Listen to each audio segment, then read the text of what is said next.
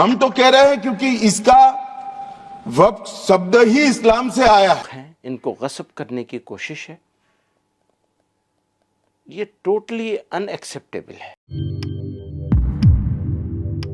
अस्सलामुअलैकुम आदाब दोस्तों, मैं हूं शम्स सईद और आप देख रहे हैं हर खबर आप तक। दोस्तों बता दें कि आज वक्फ अमेंडमेंट बिल जिसको लेकर इतने दिनों से बवाल चल रहा था, आज उसको पार्लियामेंट में पेश कर दिया गया है। उसको लेकर अमित शाह ने क्या कुछ बोला है उसको, और साथ के साथ मौलाना महमूद बन्नी साहब का भी उसके ताल्लुक से एक बयान आया है। आपको दोनों सुनाएंगे, आप अंत तक देखिएगा।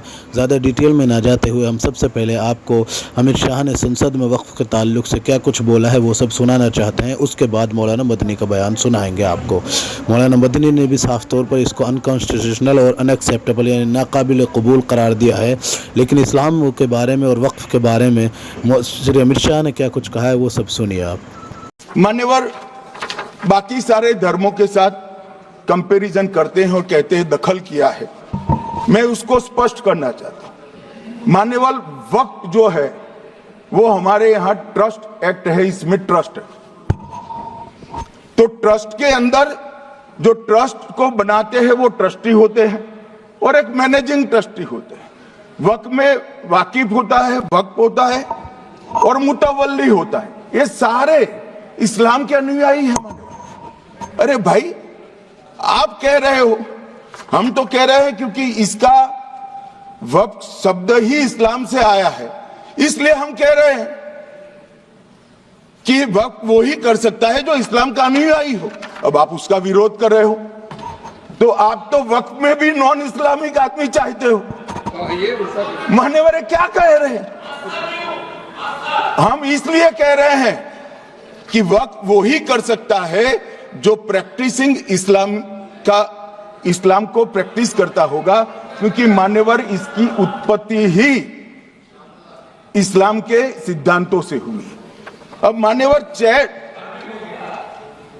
वक्फ धार्मिक हुआ, वक्फ बोर्ड नहीं हुआ, वक्फ परिषद भी नहीं हुई। अरे सुनो भाई, मान्यवर ट्रस्ट के अंदर ट्रस्टी जो होते हैं, जो चर्च होगा तो क्रिश्चियन होंगे, पारसी भी होंगे, पारसी के लिए वो ट्रस्ट होगा, तो हिंदू होगा तो हिंदू के लिए। अब चैरिटी कमिश्नर हम कहेंगे कि भाई मुस्लिम क्यों आया? मुझे बताओ, चैरिटी कमिश्नर एक्ट में मुसलमान चैरिटी कमिश्नर बन सकता है या नहीं बन सकता है? उसको ट्रस्ट नहीं चलाना है, उसको चैरिटी के कानून के हिसाब से वो ट्रस्ट चले उसकी देखरेख करनी है। ये धार्मिक नहीं है, ये धर्म का काम नहीं है मान्यवर, ये एडमिनिस्ट्रेटिव वर्क है। और इसलिए तो फिर चैरिटी कमिश्नर हिंदू होगा तो वो क्रिश्चियनों के ट्रस्ट का कैसे देखरेख करेगा? चैरिटी कमिश्नर क्रिश्चियन होगा तो जैनियों के और हिंदुओं के ट्रस्ट का कैसे देखरेख करेगा? अब बताओ कि सारे ट्रस्ट के चैरिटी कमिश्नर अलग अलग देश तोड़ दोगे आप लोग, तोड़ दोगे। हमने साहब, मैं अभी भी आपके माध्यम से, इस सदन के माध्यम से देश भर के मुसलमान भाइयों बहनों को कहना चाहता हूं, आपके वक्फ में एक भी नॉन मुस्लिम नहीं आएगा। ये एक्ट में ऐसा कोई प्रावधान नहीं। मगर जो वक्फ बोर्ड है और वक्फ परिषद है, उसका काम क्या है? वक्फ की संपत्तियां मान्यवर बेच खाने वाले लोगों को पकड़कर इसके बाहर निकालने का। वक्फ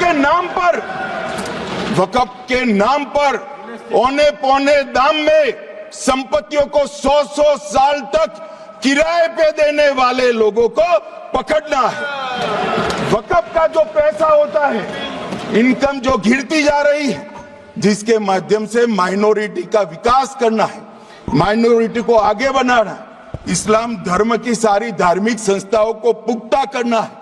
ये पैसा जो चोरी होता है ना, उसको पकड़ने का काम वक्फ बोर्ड, वक्फ परिषद करे। और मान्यवर वो चाहते हैं कि इनके राज में जो मिली भगत चली वो चलती रहे, ये नहीं चलेगी। औकाफ के बारे में पार्लियामेंट में आज टेबल कर दिया गया है, बहस होगी और सरकार अपनी ताकत के बल पर मंजूर कराने की कोशिश करेगी। ये मेजोरिटेरियन अप्रोच है, अनकॉन्स्टिट्यूशनल है और ज़बरदस्ती है। पार्लियामेंट में पेश हो गया है। औक़ाफ़ से मुताल्लिक़ अमेंडमेंट्स पार्लियामेंट में पेश कर दी गई हैं और जिस तरह पेश की गई हैं ये अनकॉन्स्टिट्यूशनल है। ये जो हुकूक़ हैं इनको गस्ब करने की कोशिश है। ये टोटली अनएक्सेप्टेबल है, नाकाबिल कबूल है। इसको हम नहीं कहना चाहते कि रिजेक्ट किया जाए, लेकिन मजबूर हैं ये कहने पर कि हम इसको पूरी ताकत से रिजेक्ट करते हैं और लड़ाई जारी रहेगी। इन्होंने जिस तरह इसको बनाया है और जिस एटीट्यूड के साथ, जिस रवैये के साथ, जिस इरादे के साथ इसको पेश कर रहे हैं, वो मुसलमानों का मामला मुसलमानों के ख़िलाफ़। हम पहले से कहते चले आ रहे हैं कि जो मौजूदा कानून था पुराना वाला, उसको भी और मज़ीद ठीक करने की ज़रूरत थी, तो उसके बजाय उसको मज़ीद ख़राब कर दिया जा रहा है। तो ये हमको मंजूर नहीं है, किसी कीमत पर मंजूर नहीं। एक अक़लियत की हैसियत से मैं ये कहना चाहता हूँ कि ये टोटली अनएक्सेप्टेबल है। हम इसको रिजेक्ट करते हैं, लड़ाई जारी रहेगी। अंत में आपसे निवेदन है कि आप हमारे इस चैनल को सब्सक्राइब ज़रूर कीजिएगा और हमारे फेसबुक पेज हर खबर आप तक को भी ज़रूर फॉलो कीजिएगा, ताकि आप तक वो खबरें पहुंचती रहें जिनको गोदी मीडिया नहीं दिखाता है। ख़ास तौर से वो छोटी खबरें बनाकर जिनको गुजार दिया जाता है, वो इम्पोर्टेंट खबरें आप तक पहुँचती रहें। फ़िलहाल इन तस्वीरों में इतना ही। आगे फिर मुलाकात होगी आपसे किसी ऐसी खबर के साथ। तब तक के लिए जय हिंद, धन्यवाद दोस्तों।